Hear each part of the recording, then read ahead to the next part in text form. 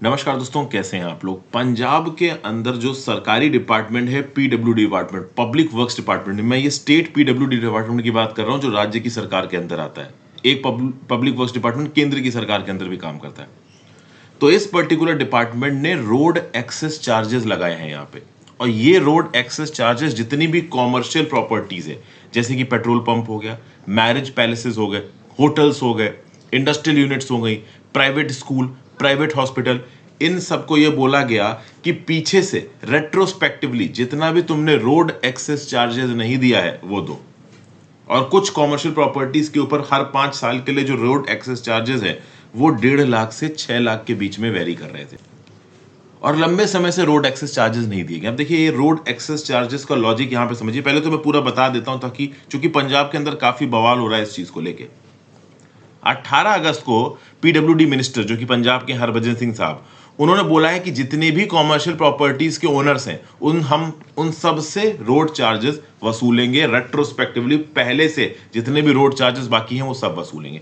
अब इस बात को लेके एक तो पेट्रोल पंप के जो डीलर एसोसिएशन है वो बहुत ज्यादा नाराज हो गया है।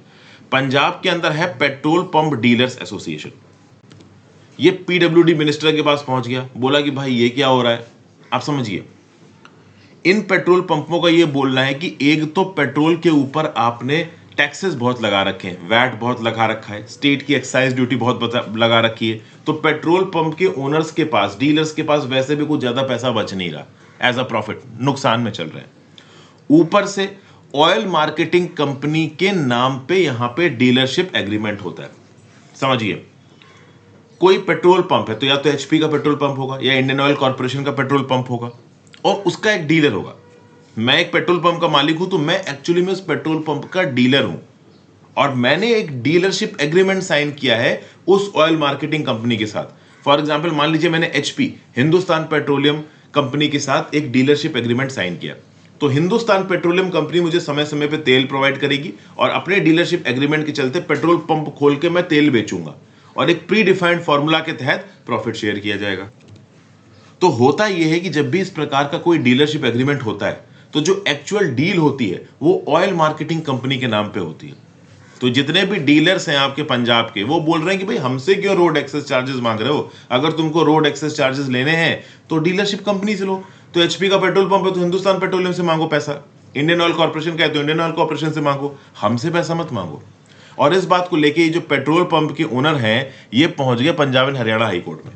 Punjab and Haryana high court ने ओवरऑल एक, आप कह लो, नोटिस इशू किया राज्य की सरकार को। राज्य की सरकार ने बोला कि ठीक है भाई, हमने मांगा है यहाँ पे रोड एक्सेस चार्जेस, हम कोई कोर्सिव एक्शन नहीं लेंगे। शुरुआत में तो पंजाब की राज्य सरकार ने बोला कि डी एनर्जाइज कर देंगे, जो पेट्रोल पंप यहाँ पे रोड एक्सेस चार्जेस नहीं भरेगा उसके पास हम पेट्रोल नहीं पहुंचने देंगे। बाद में उन्होंने बोला कि हम कोई कोर्सिव स्टेप्स नहीं लेंगे। हद तो तब हो गई जब इंडियन मेडिकल एसोसिएशन ने पंजाब की स्टेट मेडिकल एसोसिएशन के कहने पर नोटिस इशू कर दिया पीडब्ल्यूडी ऑफिशियल्स को। चूंकि यहां पे प्राइवेट हॉस्पिटल से भी रोड एक्सेस चार्जेस मांग लिए हैं पीडब्ल्यूडी वालों ने, तो प्राइवेट हॉस्पिटल वालों ने बोला कि तुम हमसे रोड एक्सेस चार्जेस लोगे तो वो चार्जेस तो हम पेशेंट से वसूलेंगे ना, तो हमें तो अपनी ओवरऑल जो कंसल्टेशन फीस है वही बचाना पड़ेगा। एंड में तो हेल्थ चार्जेस लोगों के ऊपर ही जाएंगे ना। तो जो डॉक्टर परमजीत मान है, स्टेट प्रेसिडेंट है इंडियन मेडिकल एसोसिएशन के, doctor SPS Sooch, director IMA hospital and nursing home association, इन सब ने कहीं ना कहीं पहले राज्य के एमएलए मिनिस्टर से मिलने की कोशिश की। जब कुछ नहीं बन पाया तो सीधे सीधे यहां पे state unit of the Indian medical association ने लीगल नोटिस दिया है पीडब्ल्यूडी ऑफिशियल्स को कि हमसे किस बेसिस पे तुम पैसा मांग रहे हो। तो अब ओवरऑल चाहे हॉस्पिटल इंडस्ट्री हो, चाहे पेट्रोल पंप इंडस्ट्री हो, कॉमर्शियल प्रॉपर्टी वाले अलग चिल्ला रहे हैं। कॉमर्शियल प्रॉपर्टी वाले ये बोल रहे हैं कि जब हमने अपनी कॉमर्शियल प्रॉपर्टी को आपके साथ रजिस्टर किया तो हमने नियम कानूनों के हिसाब से आपसे एनओसी मांगी। क्या होता है कि रोड एक्सेस चार्जेस अलग अलग राज्य की सरकारें लेवी करती हैं और अपने अपने हिसाब से लेवी करती हैं, और बहुत सी जगहों पे इसको नहीं लेवी किया जाता है for maintaining the presence of the business.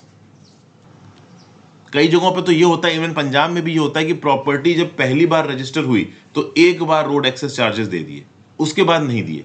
बाद के रोड एक्सेस चार्जेस के लिए एनओसी मांग ली, नो ऑब्जेक्शन सर्टिफिकेट मांग लिया।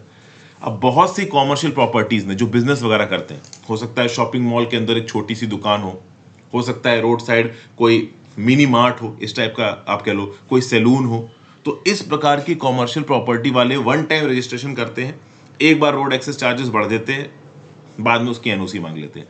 तो कॉमर्शियल प्रॉपर्टी ओनर्स का बोलना है कि हमने जब एनओसी मांगी तो हमें नोटिस इशू कर दिया गया कि रोड एक्सेस चार्जेस दो। जिन्होंने एनओसी नहीं मांगी उनको कोई नोटिस नहीं इशू किया गया, रीजन बीइंग कि उनका कोई रिकॉर्ड ही नहीं राज्य की सरकार के पास।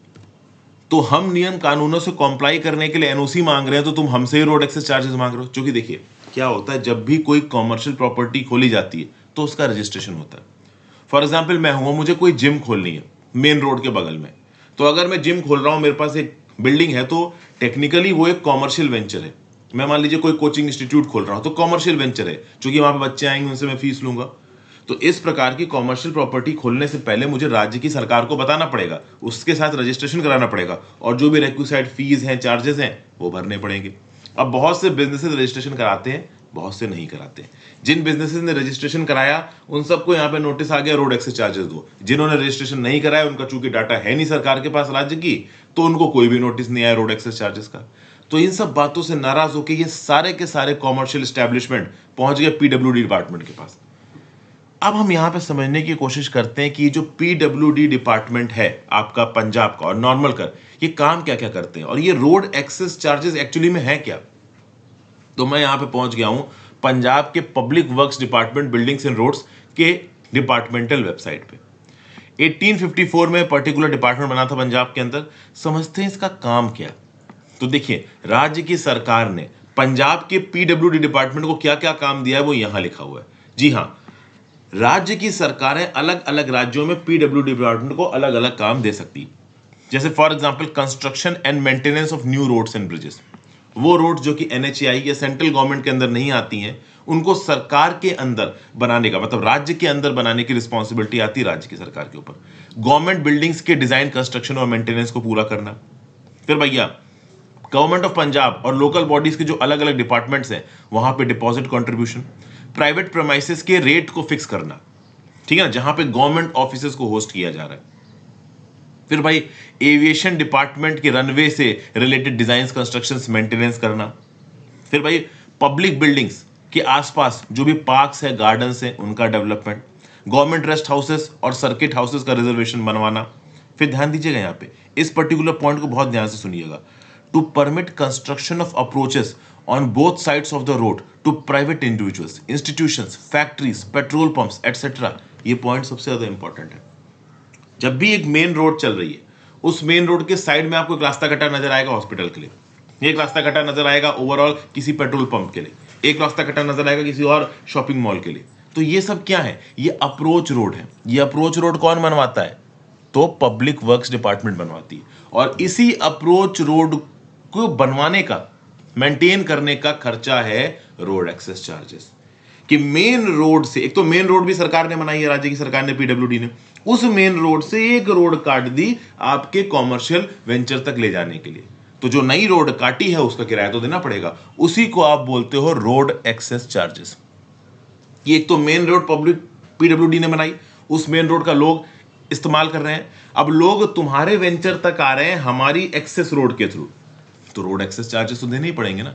इन्हीं रोड एक्सेस चार्जेस को यहां पे लेवी कर दिया गया। अब मैं आपको एक बात बता दूं, अलग अलग राज्य की सरकारें अलग अलग इंटेंसिटी के साथ इस प्रकार के चार्जेस को लेवी करती हैं। क्या है ना, अगर कोई राज्य की सरकार बिजनेस एंटरप्राइजेस को पुश दे रही है कि भाई हमें अपने राज्य को मान लो डेवलप करना है, इंडस्ट्रियलाइज करना है, तो overall road access charges levy नहीं किए जाएंगे। पंजाब के अंदर भी 2018 में नोटिफिकेशन आया था एंड में कि भाई रोड एक्सेस चार्जेस हम लेवी करेंगे, लेकिन पिछली पंजाब की सरकार ने प्रॉपर तरीके से उसको फॉलो ऑन नहीं किया, जबरदस्ती इंप्लीमेंट नहीं किया। अब यहां पे जब रोड एक्सेस चार्जेस लेवी किए जा रहे हैं, तो जो इंडस्ट्रियलिस्ट हैं वो नाराज है। उनका ये बोलना है कि ऑलरेडी बिजनेसेस को प्रोलिफरेट करने में प्रॉब्लम हो रही है, कोरोना का समय है, इन्फ्लेशन बढ़ा हुआ है, उस समय पे अगर एक एक्स्ट्रा चार्ज आप हमसे लेवी करोगे तो हम कैसे काम चलाएंगे। पेट्रोल पंप के डीलर्स क्या बोल रहे हैं वो मैं आपको बता ही चुका हूं, हॉस्पिटल्स क्या बोल रहे हैं वो मैं आपको बता ही चुका हूं।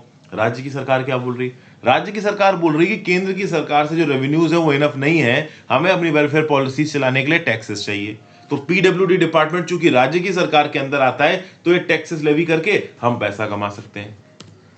तो क्या यहां पे राज्य की सरकार के पास ताकत है रोड एक्सेस चार्जेस लगाने की? बिल्कुल है। ये जो राज्य की सरकार ने डिमांड की है ना पैसों की, रोड एक्सेस चार्जेस की, ये डिमांड परफेक्टली लीगल है। लेकिन इस प्रकार की डिमांड करने से राज्य की सरकारें बचती हैं अमूमन। फॉर एग्जाम्पल गुजरात के अंदर इस प्रकार के चार्जेस नहीं लिए जाते, क्योंकि जो स्टेट इंडस्ट्रियलाइज होना चाहता है, जो स्टेट अपनी इकोनॉमी को पुश करना चाहता है, उसके लिए बहुत जरूरी है कि वो अपने कॉमर्शियल और इंडस्ट्रियल एंटरप्राइजेस को बढ़ाए। अब इस प्रकार के रोड एक्सेस चार्जेस कॉमर्शियल और इंडस्ट्रियल एंटरप्राइजेस को डिस्करेज करते हैं, और अलग अलग राज्य की सरकारें इस प्रकार के रोड चार्जेस को, ज्यादातर राज्यों में होता यह है कि जब पहली बार कॉमर्शियल प्रॉपर्टी का रजिस्ट्रेशन होता है तो एक लमसम अमाउंट ले लिया जाता है जिसमें रोड एक्सेस चार्जेस जुड़े हुए होते हैं। बार बार उस अमाउंट को नहीं लिया जाता है, एनओसी मांग ली जाती है। और यहां पे भी जो कॉमर्शियल इंटरप्राइजेस थे पंजाब के, उस समय समय पे एनओसी मांग रहे थे, जिन्होंने रजिस्टर नहीं किया वो एनओसी भी नहीं मांग रहे थे। अब एकदम से सबको यहाँ पे नोटिस इशू कर दिया गया कि पैसा भरो, रोड एक्सेस चार्जेस बढ़ो, तो एकदम से सब परेशान है। अब लेट्स सी आगे पंजाब की सरकार किस प्रकार से डिसीजन लेती है, रोड एक्सेस चार्जेस लेने हैं नहीं लेने हैं, ये आगे आने वाले समय में पता चलेगा। आई होप आपको बेसिक इस टॉपिक का समझ में आ गया। Thank you for watching friends. Video को लाइक और शेयर कर दीजिएगा, इंस्टाग्राम पे फॉलो कर लीजिएगा, टेलीग्राम ग्रुप ज्वाइन कर लीजिएगा, ज्यादा से ज्यादा लोगों के साथ वीडियो को शेयर करें। Have a great day.